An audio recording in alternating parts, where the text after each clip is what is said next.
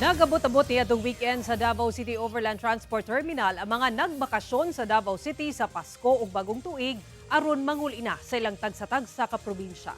Ani report ni Argil Relator. Human ang taas nga bakasyon niadtong Sabado, ubay-ubay na ang miabot sa Davao City Overland Transport Terminal aron manakay og bus pauli sa ilang probinsya. Sagad kanila sa Davao City nagsaulog og Pasko ug bagong tuig. Ang pasaherong si Ann, kauban ang iyang anak, gipiling maggulat una og non-stop nga bus padulong sa South Cotabato aron mas paspas lang ang ilang biyahe. Kay open nam gud ang klase sa 5. So need pa pud niya og rest kay Sunday man ug so napay one day nga mag-rest. Luyo sa kalayo sa biyahe, malipayon siya nga nakauban ang iyang pamilya sa Pasko ug bagong tuig. Enjoy man kay syempre nagtapok na pud mi pamilya sa ko ang papa tas kung papa man gud nag-request kay may ano man gud siya may colon cancer. So muna yang gina-request every Pasko New Year gusto niya magtapok ni. Si Mercedita nga pauli og Eastern Samar sayong miabot sa terminal kung itandi sa nakatakdang schedule sa biyahe aron makasigurado siya nga makasakay og bus.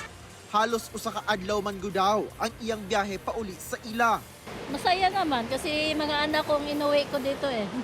Na tagalan ng biyahe namin eh. Kasi matagal yung bus.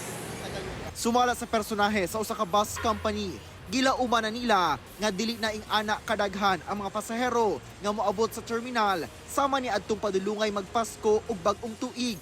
Mas daghan man gud daw sa mga pasahero ang gikan sa mga probinsya nga pabalik sa Davao City. Gayong makasakay ang mga pasahero sanglit naka-standby sa loading base ang bus unit sa terminal. Hugot nga seguridad sab ang ginapatuman sa Davao Police ug Task Force Davao sa terminal. Ginasigurong tanang mga bagahe kay iagi sa baggage x-ray scanner. Pagka Domingo, padayon ang pag-abot sa mga pasahero nga buot makauli. Sanglit, dunay trabaho sa gobyerno o klase na sa mga estudyante karong Lunes. Kauban si Mature Awing sa kamera. Ako si Argil Relator. 1 Mindanao.